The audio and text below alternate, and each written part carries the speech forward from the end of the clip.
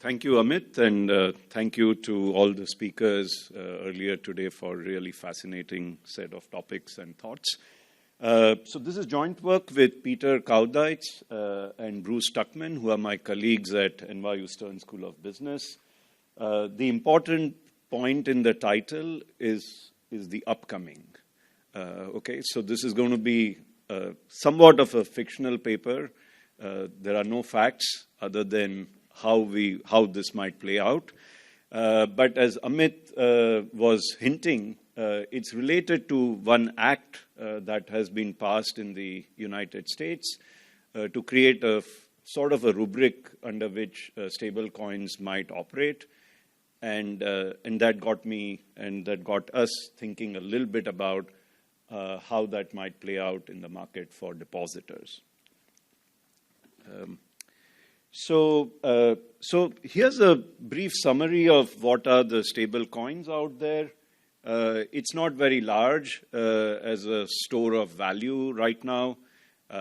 Means maybe people are not even thinking about it as a store of value. Maybe they are just thinking about it as a form of payment for some crypto market infrastructure activities, some decentralized finance. So cash leg of crypto transactions, for cross-border payments, deposit substitutes. That angle as of yet has not been that big, but it could be. And in some cases, merchants are joining some fintech rails, and then they are sort of becoming part of the distributed ledger system. So if I'm on PayPal and another merchant is on PayPal, we don't even have to go via a bank to settle that transaction. So as you can see there is the Tether and the Circle. These are the two big stable coins out there, sort of combined about $275 billion in value, maybe growing quickly as we speak. But then there are other stable coins out there. One is USDS, and then there's the Paxos, which is the PayPal / Venmo stable coin out there. So what has changed, and why is there so much interest in this stable coins, which for the most part, I thought over the last 10 years that this was just some side activity happening in the payments technology. Maybe this was, in some sense, a deeper part of the financial infrastructure, but I thought fundamentally it won't interfere with financial intermediaries like banks.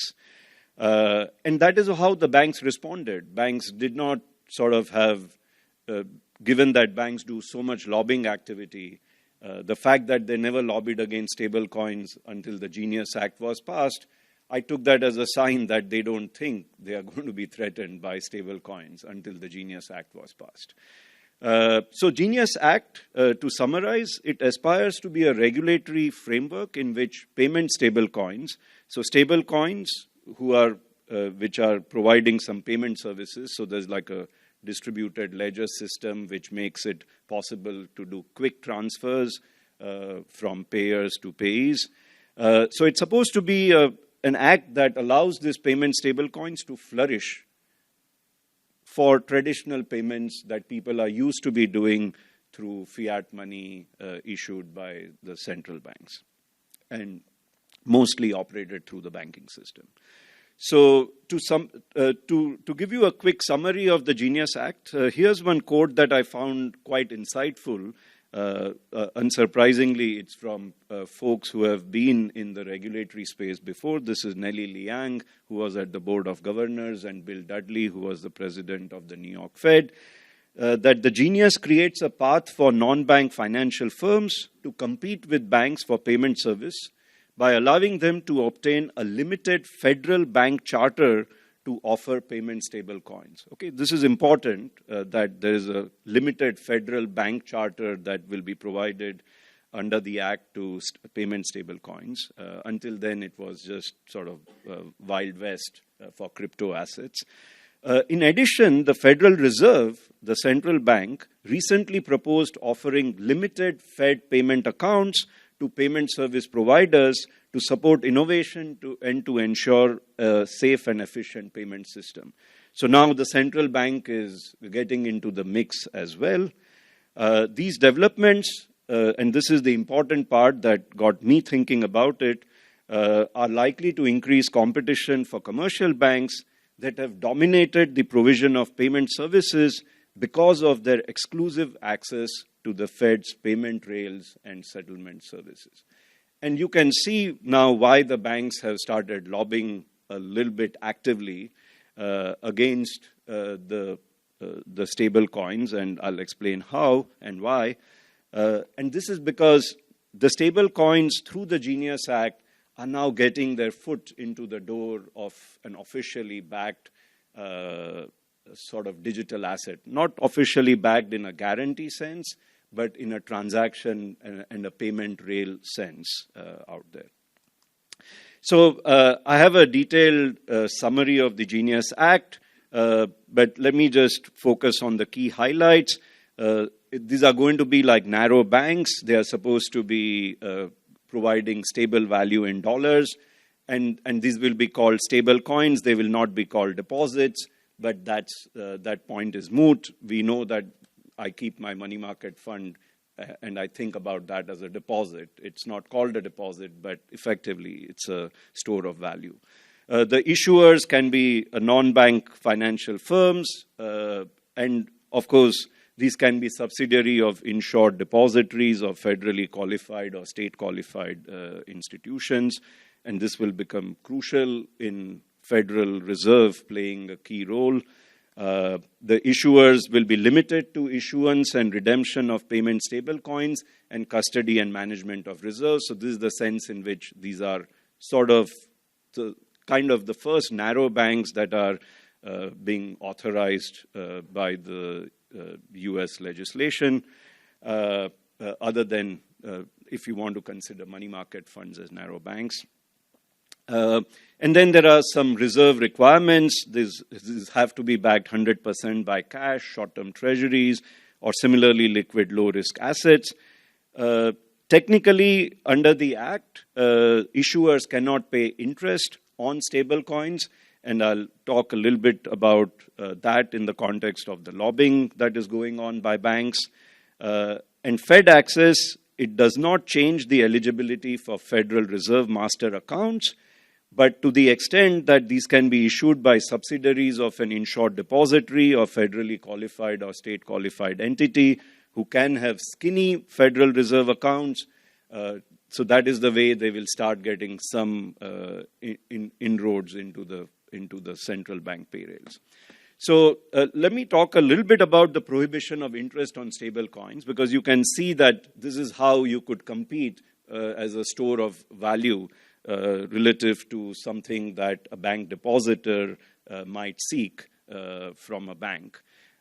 So you can offer them higher interest rates, and that enables you to get them to come over their switching costs to move into a payment stable coin. So the Genius Act prohibits payment stable coin issuers from paying interest or yield, but they've figured out a way around, which is that Circle will be the stable coin issuer. Of course, they are earning some interest on the safe assets that they use to do their reserves management. They pay those revenues to Coinbase, which is the distributor for the stable coin, and Coinbase now pays rewards for you to keep a stable coin out there. Okay, so it will not be called an interest on a deposit, but it's called a reward on a stable coin. Effectively, it serves the same interest as competing for people's store of value by offering them indirectly a lot of interest out there. Now, the reason why the access to the Federal Reserve is very crucial, and I'll tell you the details of how that's going to play out, or it might play out, is that until they get a full master account, so if they get a skinny master account, I can only settle a Circle transaction with another Circle recipient. Otherwise, I have to go via the banking system. And now, because the payment has to happen via the banking system, they can charge me a fee and effectively extract the reward that the stable coins are paying to keep the stable coins as the store of value. And this is where banks are lobbying now that the Act prohibits an interest on stable coin, but there are rewards, and the Clarity Act, which is not yet passed, but some versions are going around from the House and the Senate, and the Clarity Act is effectively leaning in the direction of saying rewards are fine. Okay, so I think that's why I said there will be an upcoming battle for depositors, in my view, given this. Even though the stablecoin balances are not large, in principle they could get large. Now, the thing that is changing simultaneously is that, as I said, it could be an OCC National Trust Bank. And what is the way to think about an OCC National Trust Bank that issues a stable coin? Technically, they cannot issue deposits, but that's like, if you think about a reward-earning stable coin as a deposit, then that's effectively violated. They can do some trust and fiduciary functions because they have to manage their reserves. They may apply for federal master accounts and so on. And what you can see is that there has been a surge in OCC National Trust Bank Charter applications from essentially all digital asset issuers since the Genius Act was passed. So Encourage Digital Bank National Association, that's going to be the Tether's Genius compliant version. You can see that Circle has applied for the First National Digital Currency Bank. Ripple and Wise, etc., have applied for these charters.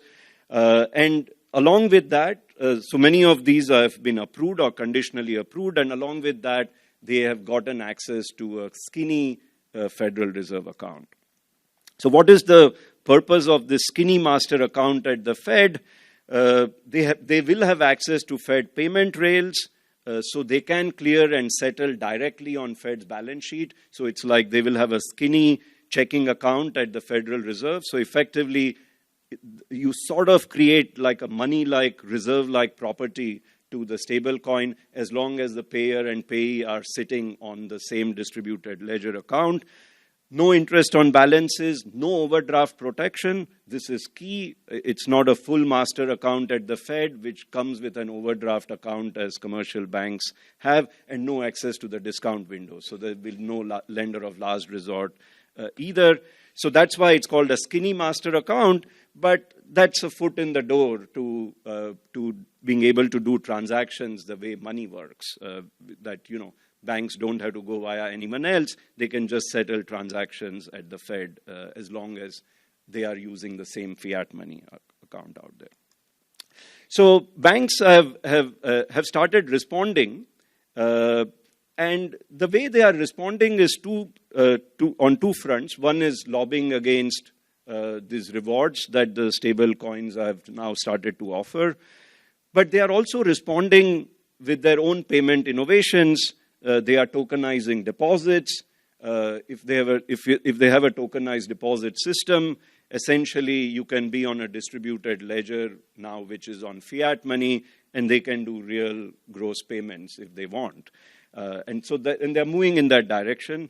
And then government-only money market funds are also going digital. BlackRock, Franklin Templeton, JP Morgan, etc., are also digitizing their money market funds because they also see this as a threat out there.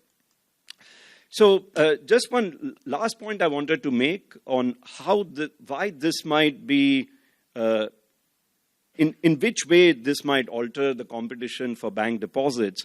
So I like to think about banks as being something like if you have gone to Costco, which is a supermarket, a super warehousing store in the United States.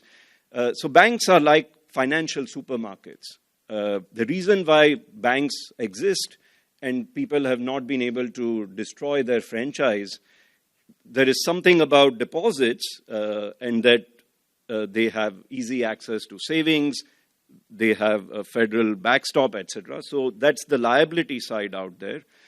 But what they do is, if you have a corporate account with a bank, you get a lot of bundled services. You can do foreign exchange transactions, you get an overdraft account, you get a credit line, you have a liquidity line, you get a capital markets immediate placement that will do your shelf registration for securities, etc. And yeah, you don't get every service at the cheapest possible way. You don't get a bank deposit rate that is the highest available in the market, but you are getting a bundle of services, and that is a valuable relationship to have. Okay? So there's a set of people like me, like most non-bank financial companies, including private credit, most corporations, who value these liquidity services and are willing to pay some underpricing versus some overpricing on the bundle out there. Because, you know, when you go in Costco, you know that you can shop for anything and the margins are roughly within 15% out there because the markups are not allowed to be too high.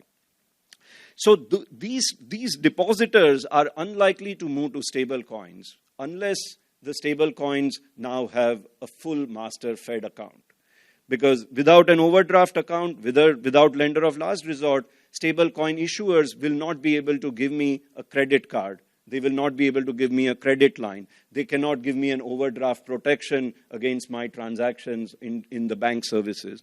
And so I'll have to keep some money in the bank account for these kinds of services. So they are called liquidity and cash management services.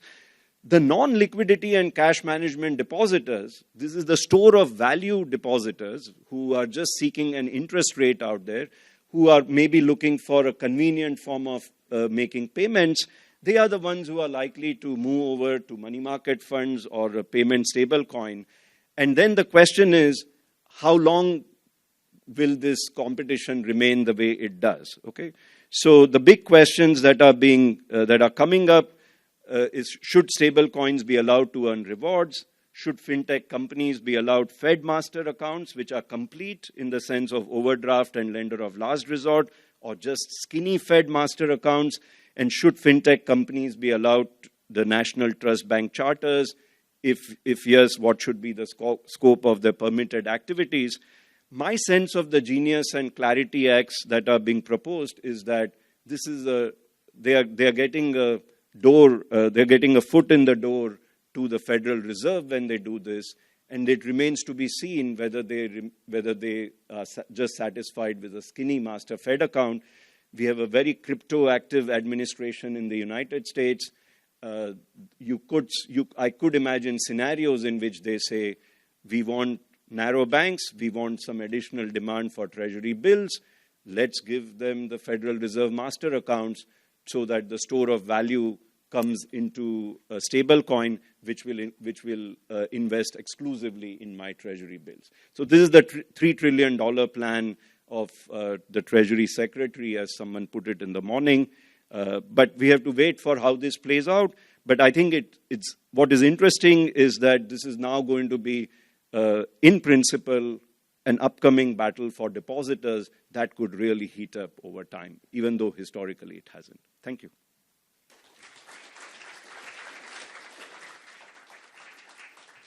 Thank you so much for the invitation. It's truly an honor to speak here.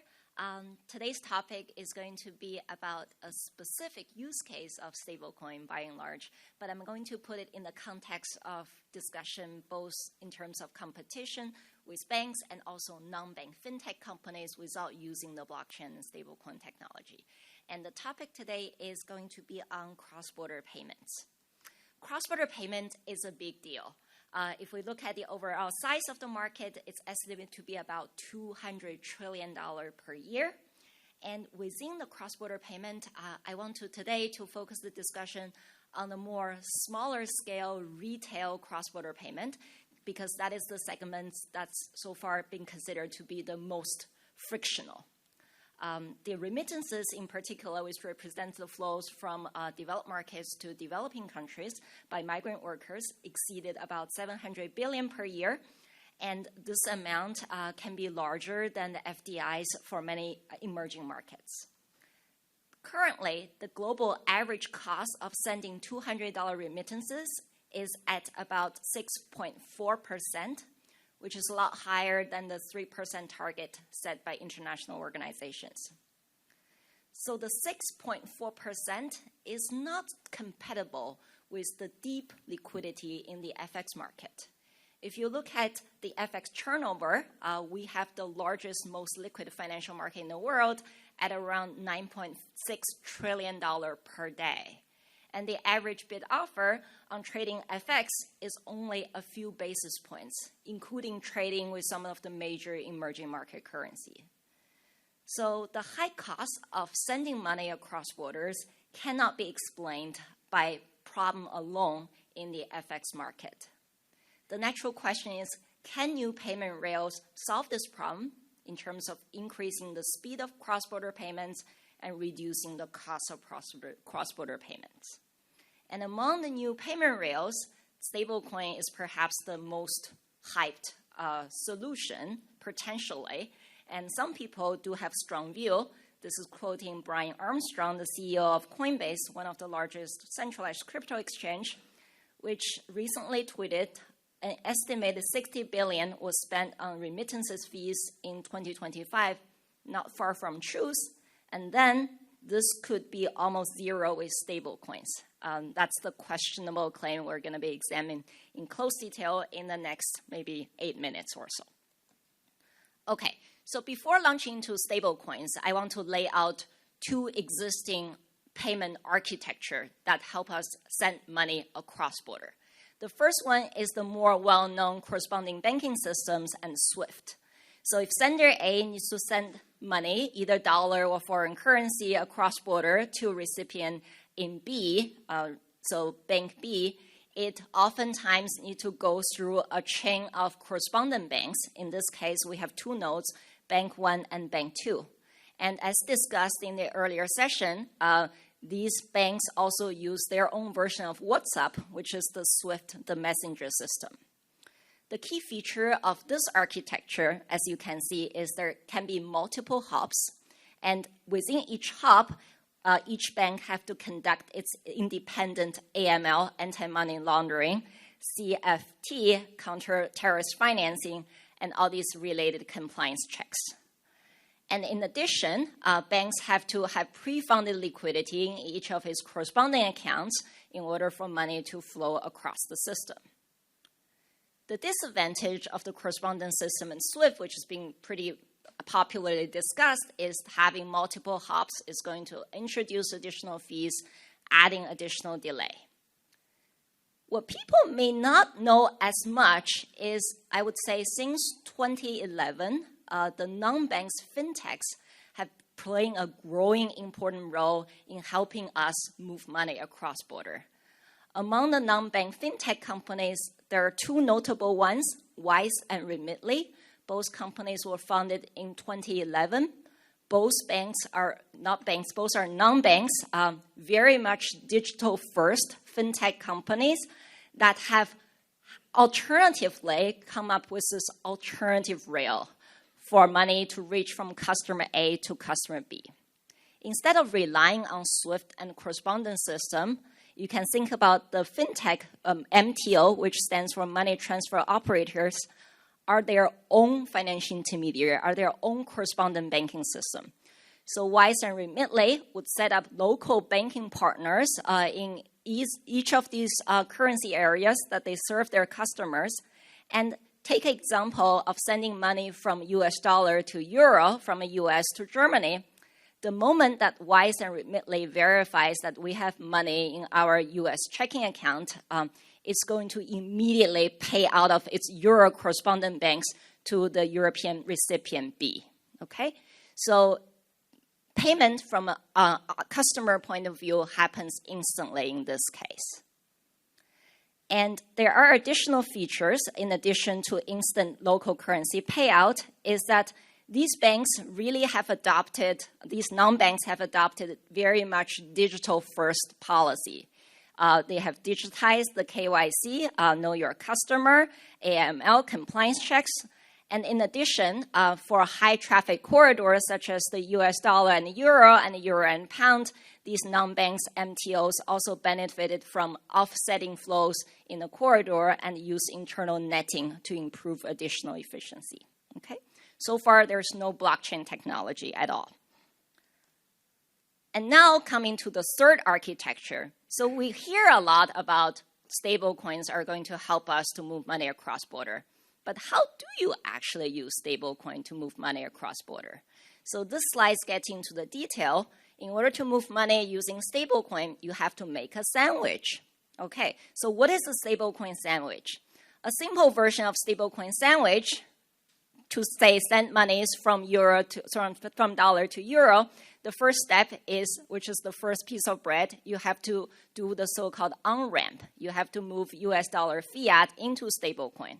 And once it's on-chain, right, now you have a token on blockchain. The second step is you have to move that token on the blockchain to, say, another centralized crypto exchange in the euro area.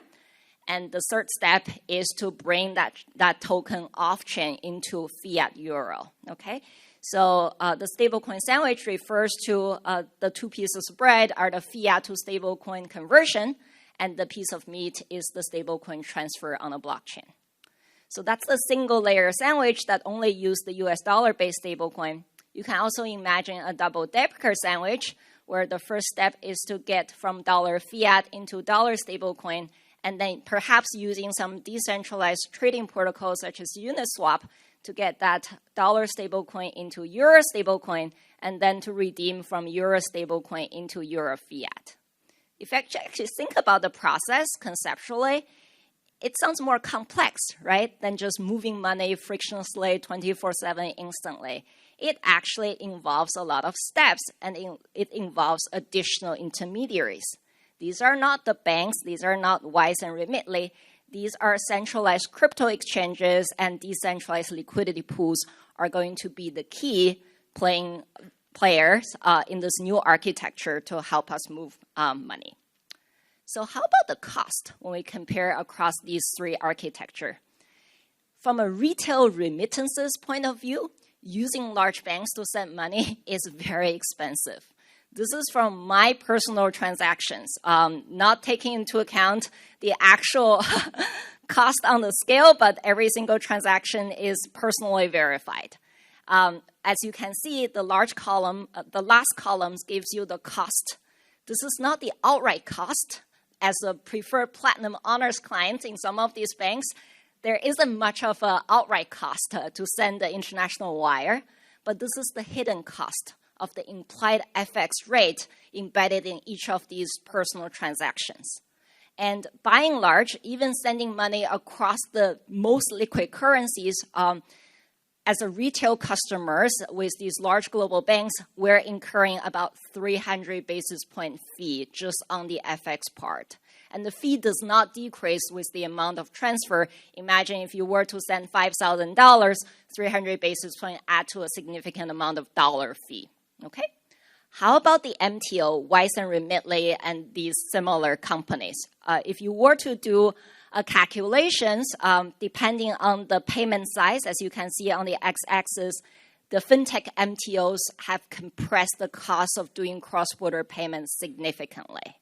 If you look at the tier one currencies, which are largely the currency I had in the previous slides, if you were to send $200, the average fee is slightly above 150 basis points. Then the fee compressed to under 50 basis points if you were to send $10,000. Okay, so even for emerging market currencies, as you can see in tier 3 and tier 4 classification here, for sizable transfer, say around $10,000, we're able to bring down the cost to under 150 basis points. Again, this does not rely on blockchain or stablecoin. How about the stablecoin rail? So now let's actually draw a sandwich. So we have $100 in fiat currency. How do we get to some type of euro fiat? Okay, so we start with dollar fiat. Our goal is to use stablecoin rail to get us to euro fiat. The first thing is we have to do a conversion. We are in this first piece of bread. Dollar fiat to dollar stablecoin. You have to first open an account with some centralized crypto exchange such as Coinbase.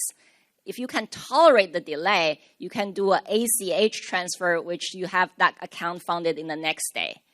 If you want instant payout, you'd better pay a wire fee. The wire fee is not included. Let's give the benefits of that and try to come up with lower bound of the cost. So let's say we do ACH, we wait for a day. After a day, we have 100 units of USDC at Coinbase. We have to move that USDC, okay, to our Kraken account because Coinbase in the US does not allow you to redeem into fiat euro. So we pay a blockchain gas fee. Let's say, assuming we do it on Ethereum and we pay about $0.2 of gas fee. You can use some other blockchain, perhaps this gas fee is a lot more negligible than doing Ethereum. So we lose a little bit of money from gas fees. And then once we get our token to Kraken, which say allows for the euro fiat redemption, how do we get to euro? We have to do a trade. In this case, we're selling USDC stablecoin against euro fiat. And Kraken charges us 100 basis point commission on doing that trade on the Kraken central limit order book. So we now lose another 100 basis point in trading commission. And we're going to be using whatever the prevailing stablecoin euro exchange rate on Kraken. Okay? So once we have done that trade, we now have euro fiat on our Kraken centralized crypto exchange account. We want to redeem it into fiat into our euro bank account. In Europe, we pay $1 through SEPA. And that allows us to essentially get into euro. So after this whole flow of funds, we achieve our mission going from dollar fiat to euro fiat. Another piece I haven't discussed is what is the exchange rate that we're going to be able to convert between USDC and euro fiat. The question is, the result is actually showing this table.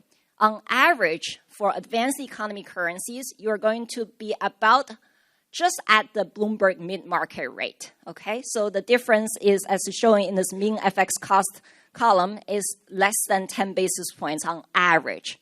However, there's enormous amount of standard deviation, which means the at mid-market exchange rate conversion is not guaranteed 24/7, 365.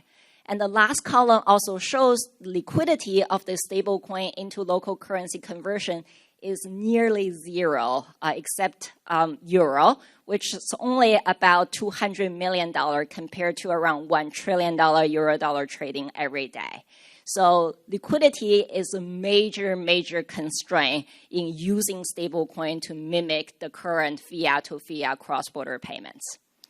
If you look at emerging market, question gets more interesting. On average, if you send money from US into these EM local currency, you can actually do a little better than the mid-market exchange rate from Bloomberg. Why is that? It's because you are taking advantage of a stablecoin access premium induced by capital controls imposed by these emerging markets. In other words, local people in emerging markets are willing to pay the premium to get the money out into crypto. And if you're willing to trade the other way around by giving up crypto in exchange for local currency fiat, you're able to get a better exchange rates. Again, very little liquidity. So if you happen to get a deal at a particular time in day, good for you, but you cannot really rely on that to scale on a continuous basis. All right. So the pushback from what I've discussed is, wait a minute, you are being too conservative. You're still thinking about a fiat-to-fiat payment. The future of finance is all on-chain. We do not need to touch fiat, okay? So I can imagine there can be use cases. Local resident emerging markets might be using stablecoin-enabled paying methods to pay $20 ChatGPT and Anthropic subscription. Platforms like Airbnb and Meta might be using stablecoins to directly pay for their influencers and content producers and Airbnb hosts. Fintech companies and neobanks might be coming to Nigeria and Turkey and offer essentially virtual dollar accounts without banking licenses, which is essentially these blockchain crypto stablecoin-based accounts. So all this might be a possibility, but when people do actually need to eat at the restaurants, to pay for their school and to go to hospitals, they will still need fiat, right? If you go to these fintech conferences, the best solution so far is to get the cards back. Now we have Visa, MasterCard to offer the stablecoin cards, which help people to spend down their stablecoin wallets when they actually need the fiat.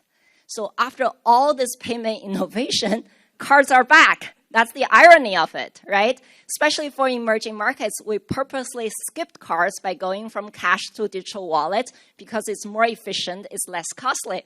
But in this new stablecoin Web3 world, cards are back. And Visa and MasterCard are going to capture the same economics. And how is that even more enhancing in terms of efficiency and the cost? So I think I'm at -1 minute. I will just end up there. And as you can see, I'm a skepticist. Stablecoins, to me, are not the magic solution to cross-border payments. Thank you so much.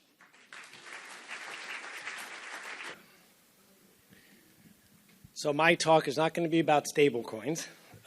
So again is not referring to again about stablecoins. There we go. So the purpose of my short discussion is to raise concerns about what I view as growing incentives for excessive risk-taking. And I think that these growing incentives are likely to be even more consequential than the lead up to 2008. I'm going to focus on these changing incentives in the U.S., but clearly they have huge implications for around the world if the United States financial system has a larger crisis than in 2008. So I'm going to provide a whole variety of observations. I chose 10 to focus on, and each one is dismissible as some trigger to a crisis. And many observations from 2004 to 2007, 2008 were also dismissible, and they were dismissed. Together, however, I find them extremely concerning, and I want to alert you to what is going on. I'll also mention the possibility of the reversal of this trend, and I am going to argue that such a reversal is very unlikely. So I also want to take a step back and say, why do we care about excessive risk-taking and the fragility of the financial system? This might seem very obvious, but I think that there are elements to this that go beyond simply a banking crisis. I also, as you can see, put up a working definition of excessive risk-taking, which is risk above what would exist, in a world without big distortions. So there are 4 reasons to care about excessive risk-taking. So the first is obvious. Excessive risk-taking can trigger a crisis, and you can get unemployment, and you can get bankruptcies, and it would cause an increase in fiscal debt. These are the things that we typically worry about. The other issue is that excessive risk-taking harms efficiency and potentially economic growth in the long run. That when you have incentives for excessive risk-taking, you don't simply move out along the efficient risk-return frontier to a higher level of risk, but still at some sort of efficiency in terms of risk and return. You're much more likely to move inside that frontier because of the distortions of incentives. What I mean by this is that when you have incentives for excessive risk-taking, for the decision makers in financial institutions, they want more risk. They want more risk even if they don't get expected higher returns for the institution. Okay? So they could be happy with the institution with the mean preserving spread because they themselves get the upside depending upon how they're paid off, for example, if executives are paid with an options contract. The other element is that government-generated excessive risk-taking can harm governance and efficiency beyond risk. So if you have incentives for excessive risk-taking, it's likely that the entire governance of the financial institution is going to suffer, not simply be pushed into higher risk. And this could mean that the financial institutions not only have higher risk, they just work worse. And the third, and this kind of very much links up with what Doug was pointing out, are the political ramifications can be extraordinary. Much of the discussion what we just had about trade started with something going on in the U.S. Maybe it had to do with Trump. Maybe the fact that Trump was elected twice has something to do with the U.S. itself. But can you imagine what would happen if there were a financial crisis larger than in 2008 in terms of the political economy and the subsequent choices that would be made? So there are really significant reasons to be worried about a set of policies that I'm going to suggest could be pushing the U.S. toward extraordinarily excessive risk-taking. So here are my concerns. They are extraordinarily simple, but they seem to be ignored everywhere and always. So first, there are basically two ways to constrain excessive risk-taking. One is private market discipline, and I think there's a lot of research which suggests that's a much more effective way to do this. And there's public regulation and supervision, which can also be effective and perhaps a second best in some circumstances. They can also be done at the same time. There's no reason that they have to be exclusive. And there are two ways governments amplify excessive risk-taking incentives. First, they have enormous backstops that weaken private market discipline. And second, they weaken regulations and supervision that constrain those excessive risk-taking incentives to begin with. The U.S. right now is working hard to do both. It is reducing private market discipline, and it is reducing effective public regulation and supervision of financial markets and institutions. I'm going to give 10 or so observations. I'll probably start by explaining the first in some detail. Then I'm going to run out of time, and then I'll rush through them. But the point is going to be that there are lots and lots of little stories all going in one direction. Okay, so first of all, the one I'd like to start out with is that there have been extraordinary changes in the expansion of backstops that have happened since the crisis, since the global financial crisis of 2008. So basically, in gross terms, everything was bailed out in 2008.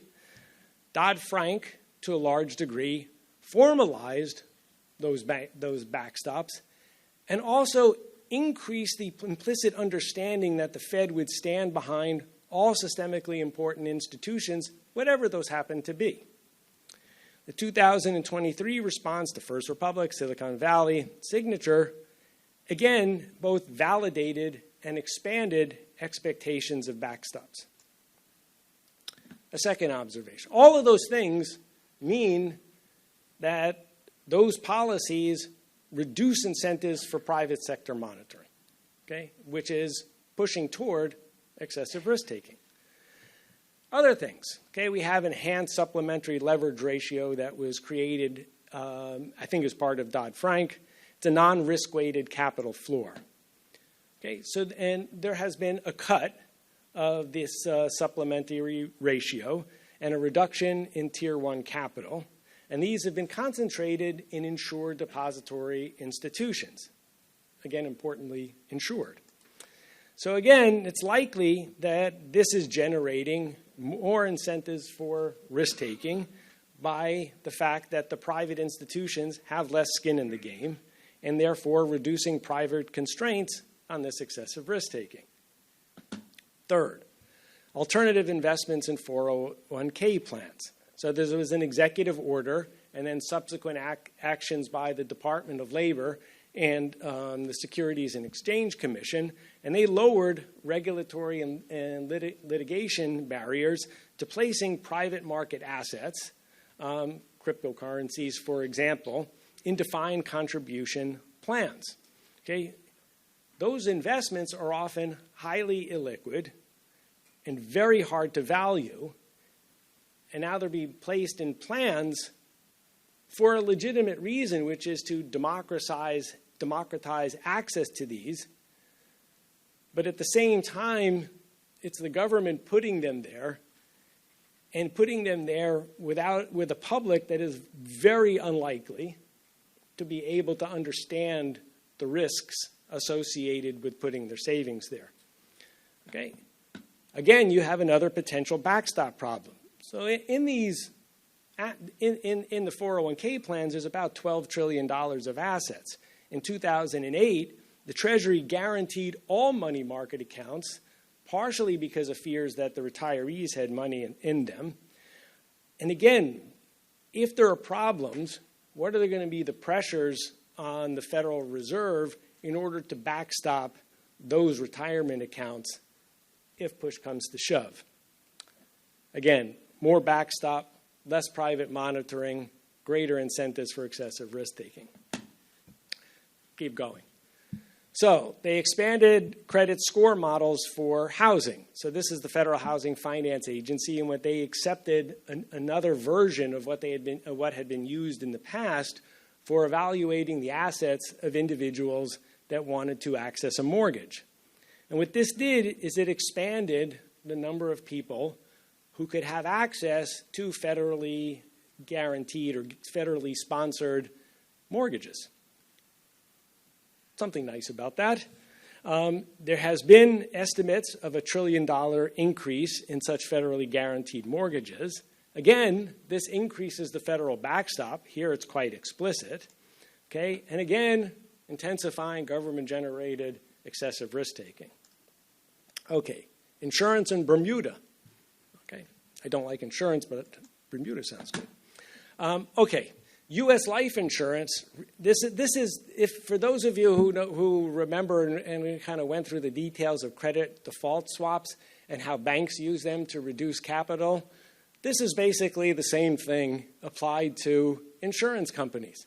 Okay? And again, just like credit default swaps, that was a discretionary decision made by the Federal Reserve to allow banks to reduce their capital holdings by buying credit default swaps, even though these credit default swaps were issued by an entity, AIG, which was explicitly outside the purview of the Federal Reserve. So why don't we do that again with insurance companies? And that's what we're doing. So U.S. Life Insurer reinsures with the Bermuda reinsurance affiliate. That lowers the capital requirements for the life insurer because now their risky assets are insured. The Bermuda reinsurance affiliate faces lower capital requirements because it's outside the purview of U.S. regulators. The U.S. insurers have already moved $800 billion of reserves to these higher yielding, less liquid assets. Again, you expand the backstop because if all of this unwinds, what is going to happen? Okay, the people with their life insurance policies who expected their regulators to be in charge on this are not just going to say, oh, well. What they're going to do is they're going to go to their state legislators and they're going to go to the government at large in order for there to be a backstop, which is, by the way, what happened with AIG essentially and those that it insured when things hit the fan in 2008. So the TIF, they're too important to fail. We can keep going. And somebody, I forget, when there's time, is there a time that if somebody signals they should sort of wave their hand and give me about 2 or 3 minutes to conclude. So we have the deposit insurance expansion proposal. So again, this is going to expand deposit insurance. It's again going to mean that there will be fewer incentives for entities to oversee banks. And again, it's likely to increase incentives for risk-taking. Okay, we have the Fed standing repo facility. Professor Du, you should come up and explain this better than I. But this is essentially a way of ensuring the treasury markets that for dealers who give loans to hedge funds. This allows if the treasury market if the dealers can go to the federal standing repo facility, they will give smaller haircuts to the hedge funds. This will allow the hedge funds to lever up their positions even larger. They become more unstable. There's $1 trillion of assets that have grown since then. Again, if things go badly, the Fed is going to absorb the risk. And again, what you have is the government essentially, through this vehicle, backstopping or at least facilitating hedge funds taking excessive risks. Okay, the Genius Act, luckily for you, with stablecoins, I'm going to skip that one except to say that stablecoins may not be so stable. And if the moderator asks me about that, I'm going to ask the moderator about that because that's what he explained to me. The Fed restatement of supervisory principles. Again, what the Fed did was they created a much higher burden for any sort of justification for supervisory or regulatory action. They also plan to cut staff by 30%, which sarcastically, since the authorities are doing such a good job at reducing the incentives for private market participants to oversee private financial markets, why not at the same time weaken supervisory constraints on excessive supervision and regulation?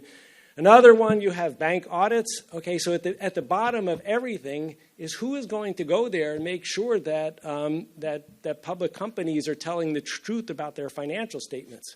Okay, so the financial statements of all financial institutions doesn't start with the supervisors. The supervisors get those financial statements and they have to be basically follow the guidelines of the Public Company Accounting Oversight Committee.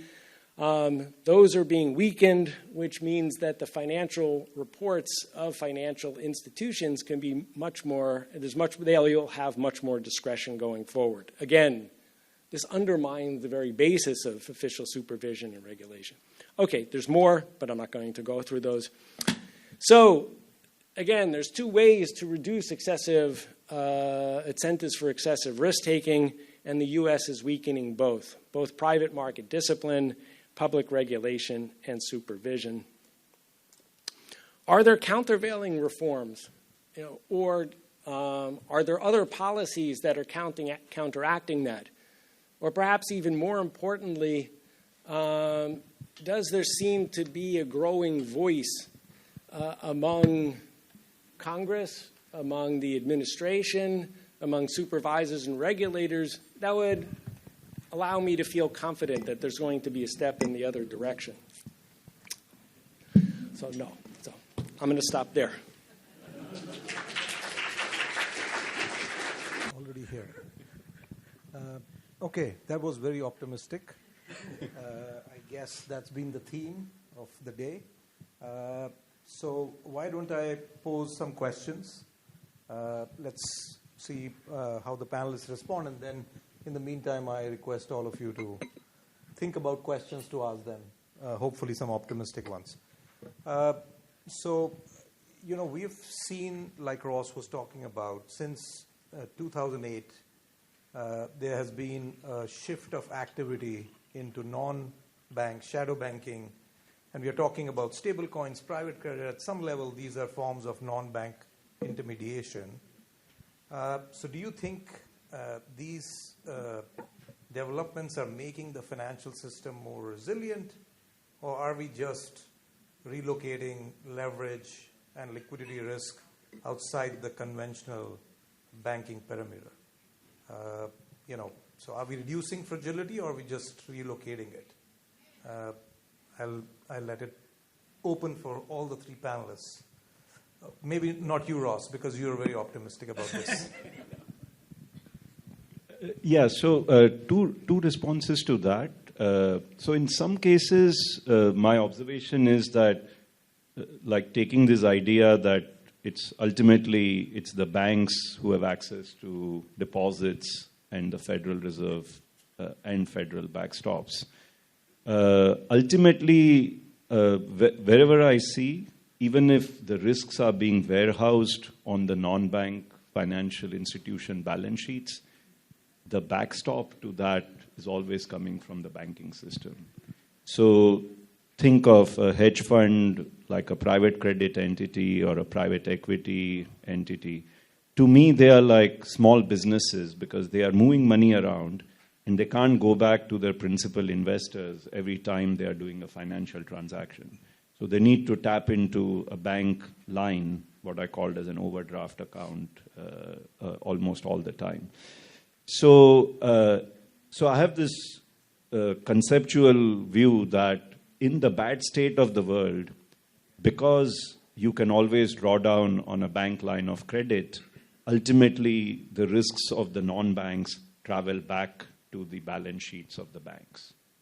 And therefore, and to Ross's point, that is how they end up with the federal backstop. So in some ways, we have seen this before. In 2008, it's not the banks that failed first. It was their special purpose vehicles, because they were set up with the guarantees from banks, and then the risks traveled back to the banking system, and then banks had to be bailed out. So but didn't we kind of try to fix this in Dodd-Frank and other things? No, because so we had one diagnosis that was correct, which is that it was the too big to fail institutions which were in the banking system that failed. But the fact that there was capital arbitrage, that meant the risks in good times were being warehoused in the SPVs, the special purpose vehicles, but through credit lines, they had recourse back to the banking system. In some cases, it was reputational links. So that lesson was not learned from the financial crisis. And so we've allowed mushrooming of these non-bank financial institutions warehousing the credit risk in even fuller glory than we had before the financial crisis.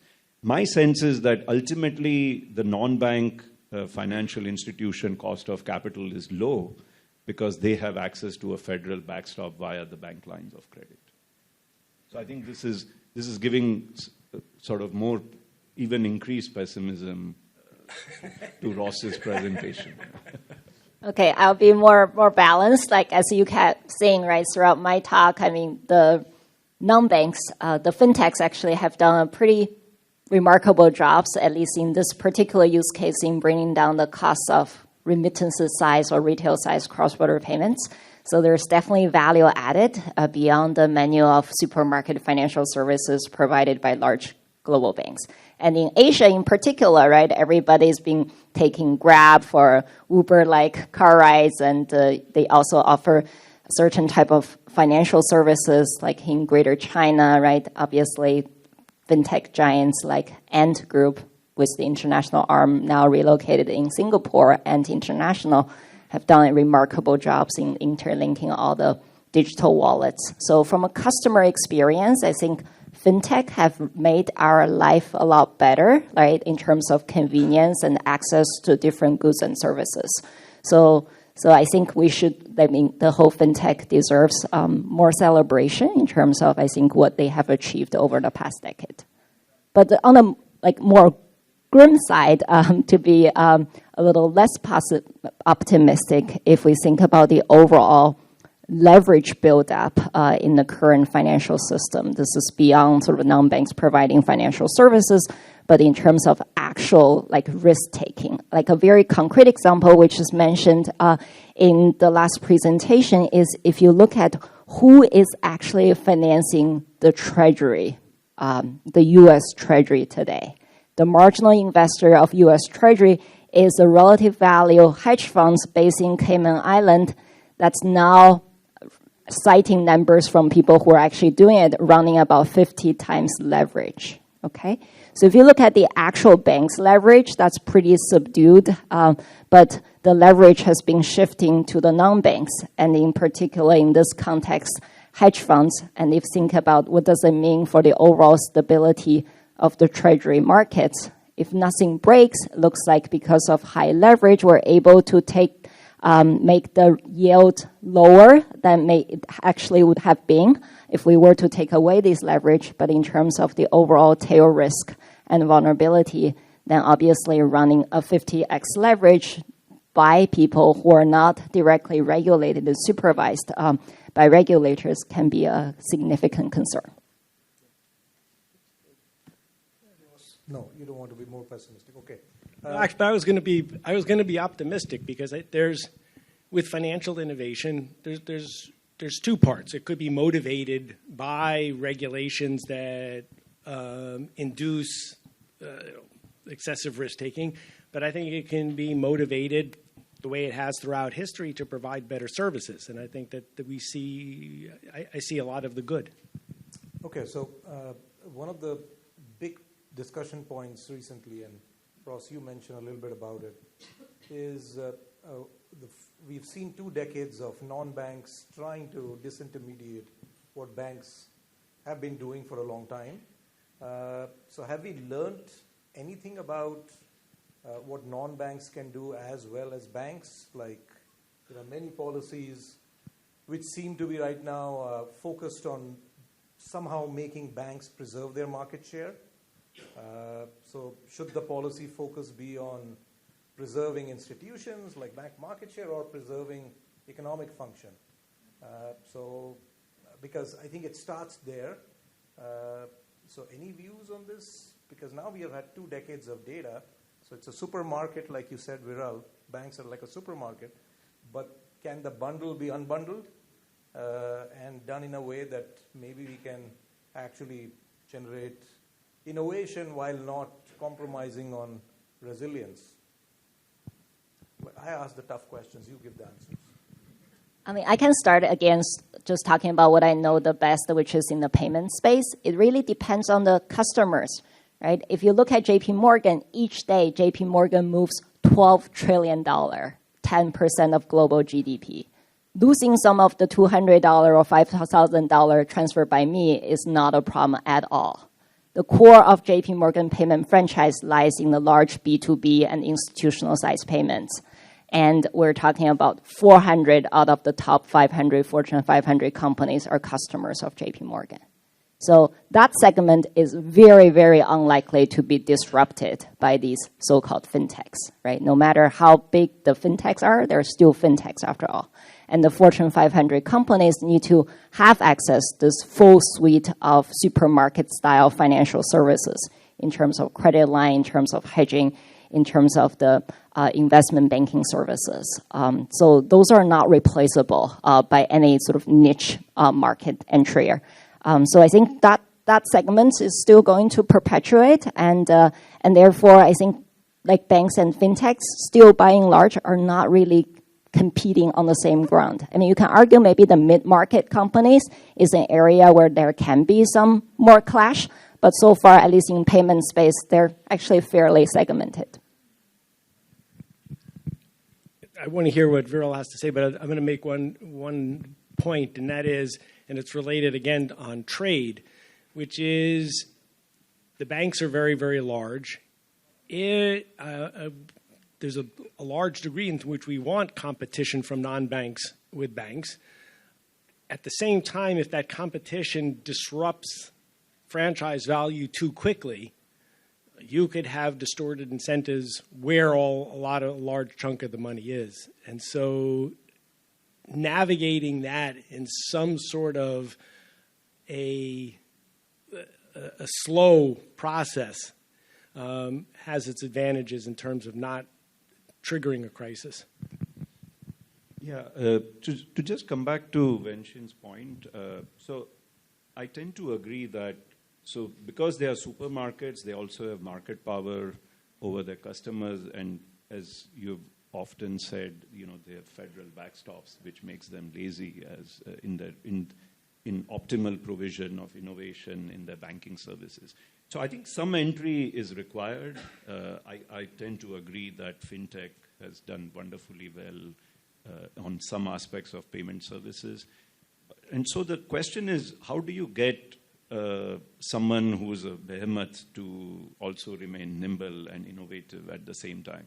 So I think what I would like to see is when they lobby, you have to make it like a quid pro quo. So you want supervision and regulation over your largest supermarkets of financial services. But then if you are not going to allow stable coins to pay interest or not give them access to the full Federal Reserve master accounts, you have to tell the banks, you give my retail customers better payment services. You kind of tokenize bank deposits, you tokenize government money market funds. And so I think the process has to be that you keep the system innovative. Regulators can't identify what innovation is going to be next time. So we have to let them flourish in sort of smaller labs out there. But then you have to kind of let the system evolve as well in a more nimble way. I think what I'm worried about is what Ross was hinting at, which is, would we unleash the innovative technology without any regulatory guardrails? since this is about regulation, then let's continue on that theme. Do you think we have reached a point where regulation is just too complex relative to whatever the supervisory capacity in the system is? I mean, people are talking about in the US cutting 30% of supervisory force because maybe AI is going to somehow take over. But there's no talk of capital. We are also reducing capital requirements. So how does one think about this? Ross, this is for you. So if you're going to ask me, so I'm going to change the question just a little bit. So I think that there should be an unrelenting focus in terms of supervision, regulation, policies toward the financial sector on the incentives of the decision makers. In most financial institutions, the decision maker is the executive. For example, in a bank, there are no large shareholders really, and so the executive plays an enormous role. What are his or her incentives? Okay, if what has happened, which has happened, is that you have a safety net that largely reduces private monitoring of his or her behavior, then you need an official supervisory and regulatory setup to instill those incentives. That can happen through capital, though if there were no too big to fail, capital requirements by the private sector would, if you go by history, would be higher than 30%, 40%. So it would have to be much higher.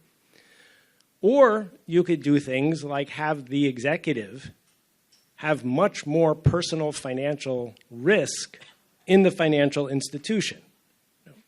If a financial institution fails, does an executive lose a lot of their personal wealth? And I think the answer is no. And maybe if we're going to have the system we have, it has to be yes. Then you asked about, in the US, my point is we're going in the opposite direction on both. The question is, like, can we actually think that regulators can monitor increasingly complex institutions in real time when things are happening at a pace which is much faster than before? Yeah. When we saw this in Silicon Valley and First Republic, it was pretty basic interest rate risk, which was overlooked. So maybe the answer is to cut supervision and just raise capital and let the markets take care of it. I would, you and I have had this debate, and you always win, but I'm still unrelenting on this, and that is that with a financial institution where you have very diffuse ownership, if you raise capital, the degree to which that's going to change the incentives of the decision makers is limited. So regulation that focuses more on the personal earnings and wealth of the executive may be more effective or an additional instrument. Wenxin, Viral? Yeah, I think there are many things one can pick up on these important questions. I do think supervision plays a very important role beyond the usual regulations, right? Even in Singapore, take a very concrete example. We know the Basel III liquidity coverage ratio requires the total high-quality liquid asset to cover at least 100% of expected net flows over the next 30 days. That includes all currencies, right? In the context of Singapore, given its important role in being the global dollar intermediary hub, it makes sense to also look at a dollar-specific LCR, right? And this is something that's not codified by Basel III per se, but would be like a pretty regular saying that the bank examiner and supervisor will be looking at. So I think this is not replaceable. I mean, having a dedicated staff, which actually the Federal Reserve Board have spent a long time in building, that whole apparatus that's more focus-based in DC, and having like a significant attrition and staff outflows over the past like 6 months or so, I think it's quite a loss to the whole system. So I think if you look back at history, we've had these low-frequency cycles of regulatory tightening and then easing, and then, it's usually punctuated by a financial crisis. An act gets passed, thereafter the rules get tightened, and then there is like a steady chipping away over time of the rules. I think, unfortunately, it's playing out the same way right now. Some of it is, as I was alluding, it's just lobbying by the banking sector or the financial sector at large. But I think the levered returns to the economy when the times are good. It creates easy credit available in the system.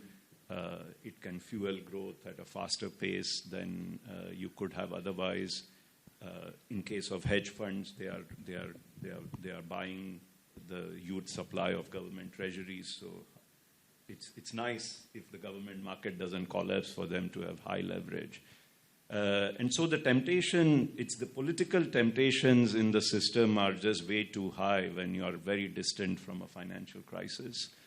I think what is staggering, though, is that I thought 07-08 was quite big in terms of a financial crisis. Maybe it wasn't the Great Depression, but at least it is the worst one that we have seen in our lifetimes. And the response in 2023 failures that you alluded to was quite unexpected. It was almost like we had no appetite for any bank failures. And we just gave a blanket guarantee to all depositors. And when you do that, it's almost the inverse of what Ross is proposing. You're saying, no matter what risks you take, we will have no consequences on the management and maybe even the shareholders or the uninsured depositors. But as I see it, I think this seems like an inevitable political economy cycle. How big the costs would be, we have to wait and see. So we saw 3 acts in the talk before.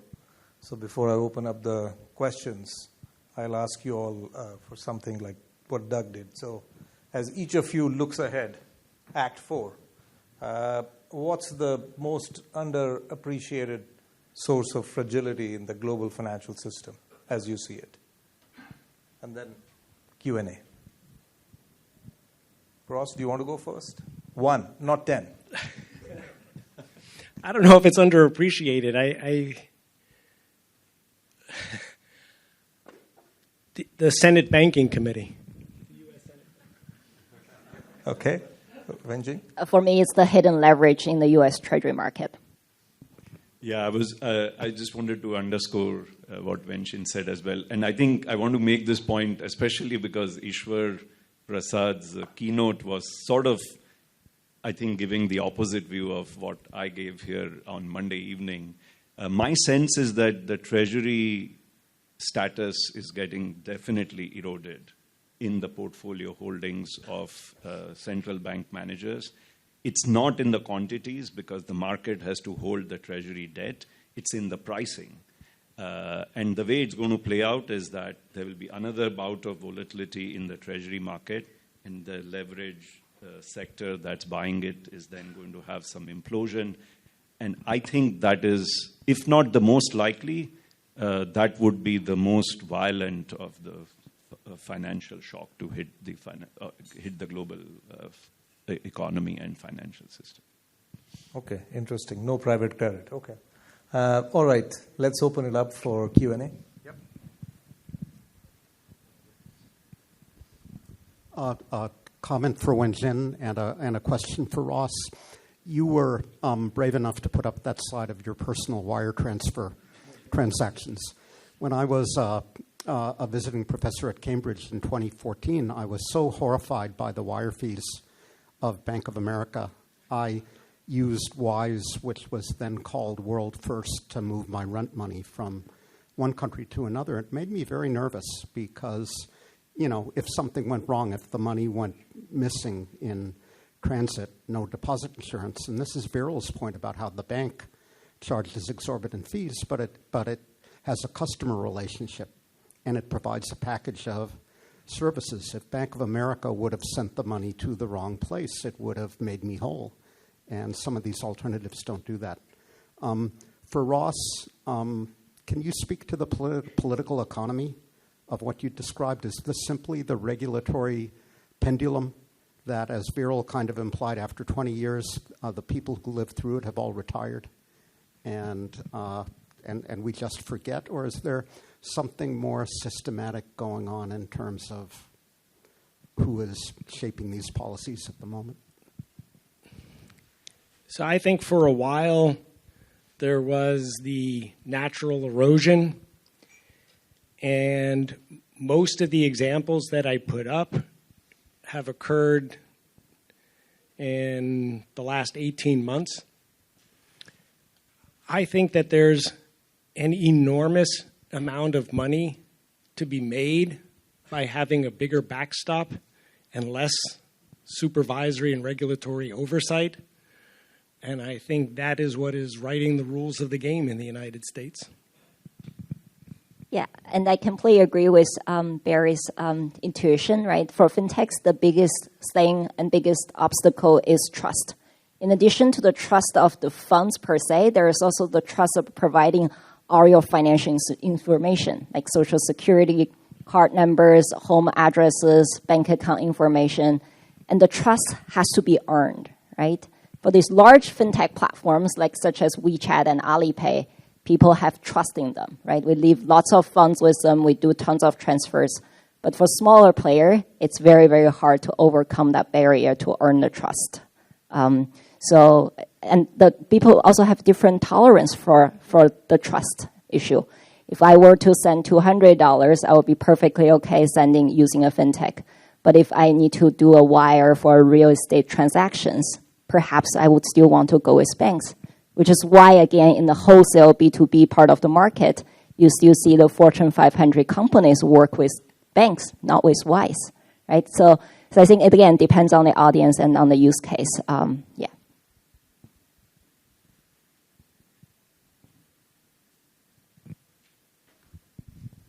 Thank you for sharing, professors. Just two questions. So I think earlier we learned that tariffs would be hard to unwind as quickly. So even with how immune would the Genius Act or the stablecoin stance change with a different US administration? And also, second question would be, how do you guys envision the development of the stablecoin space, and whether is it realistic for us to imagine for it to become a permanent and a bigger feature of the global financial system, and whether is it with more diversity, because currently the large volume of stablecoins is mainly US dominated, USDT, DC and USDT. Yep. Yeah, so maybe I can respond first. I think that the Genius Act and the Clarity Act, they will probably stay even if you get a change of administration. I don't see them fundamentally revising. I think, to me, the biggest question is the payment stablecoin issuers then may want to do lending, they may want overdraft accounts at the Federal Reserve, and then whether there'll be further refinements of these acts to give them access to that. It doesn't seem to be on the table now, but that's the direction that they would want to go. As of now, because of what Wenxin said, the largest businesses that require liquidity and cash management services, they aren't going to leave the banking system for the payment stablecoins. And so as of now, I think the competition might be greatest for money market funds, especially if the rewards can be paid on stable coins. Because now the stable coins can give a money market fund style interest rate, but also a superior payment service. And money market funds haven't been able to compete any further with banks because you can't do payments too well with a money market fund account. Yeah, for me, again, I'm more of a skepticist. I find it hard to see where that $3 trillion is going to come from. I personally believe the biggest use case so far is the access to dollar-like account and financial services in the global south. And that is the domain that Tether dominates, right? USDT in the early years had put a lot of boots on the ground to set up these local checking points, Singapore, Western Union style, saying that offers people in Nigeria, in other parts of the very frontier markets, the global south, access to stablecoin. And that's completely outside the Genius Act, right? Tether is like an offshore. Now it's domiciled in El Salvador, used to be British Virgin Island. There is going to be a newer version, that's US80, that's going to be compliant with Genius Act, but so far that token just has not got any attraction, okay? So I think that particular use case might continue to scale. Also, there's gonna be additional fintech players that build an infrastructure layer on top of that and essentially providing a lot of dollar-like services to emerging markets. They're going to face strong opposition from regulators and central bankers in these economies because that is going to be a loss of monetary sovereignty, right? You're going to have your economy be increasingly dollarized, but is it going to be like a local Uber when it's so loved and people would like to have it, and then therefore there has to be some compromise between the countries and the local Uber, which is these digital stablecoin-based financial services. So that's going to be seen. In the developed markets, I honestly don't really see a strong scenario where we're going to have tremendous growth in the circulation of the Genius Act compliant stablecoins. Because even if Clarity Act goes through, that all these fintech stablecoin issuers are able to pay reward-like things through their distribution platform, if you think about the underlying economics of it, these are fintech infrastructure companies, and they need to be able to earn a margin to justify their business and to invest in the capex. How much does Vanguard money market fund charge you? 7 basis points in holding a treasury portfolio. There's no scenario that stablecoin is going to be as competitive in yield space compared to the Vanguard and Fidelity money market funds. And also in developed markets, we already have a retail payment system that sort of works, that sort of is efficient enough. It's going to be very difficult to revolutionize, to innovate in retail payments, having a stablecoin-based rail. So therefore, the sad reality for the stablecoin enthusiast is the stablecoins are not going to be as competitive in yields compared to money market funds. They're not going to be as convenient compared to cash and credit cards and checking account balances. So what is their use case, okay? So that's the question to you all. Okay. Question there. So my question is, given the risk coming from leverage in treasury market, why are treasuries, the real rate on treasuries, so low?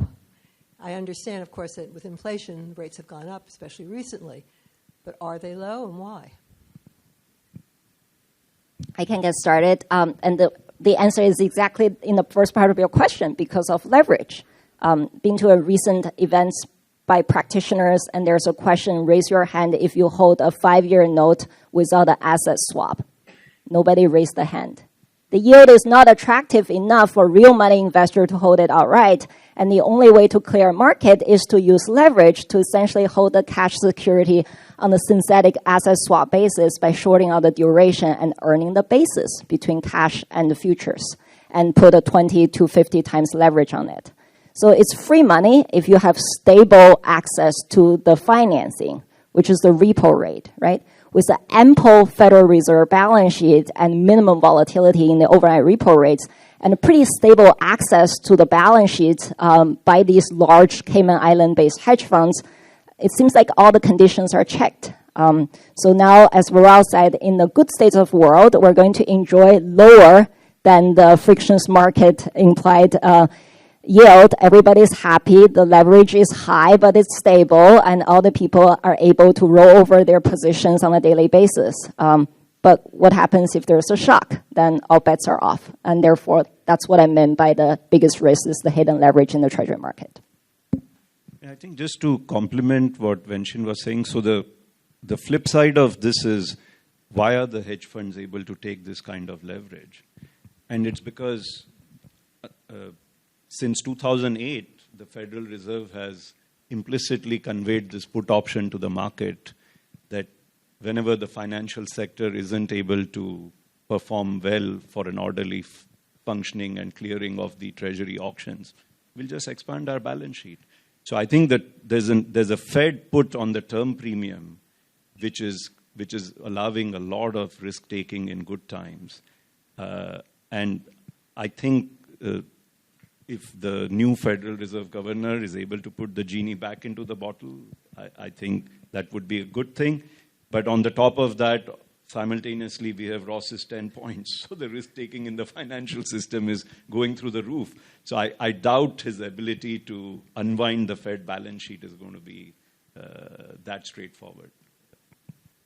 Okay, I see a few hands, but I also see the organizers telling me that we are out of time. Usually that's a good panel. If there are more questions still left, hopefully we get a chance to talk about them during the networking session. So with that, let's thank the panelists. This was a great discussion. Thank you, everyone.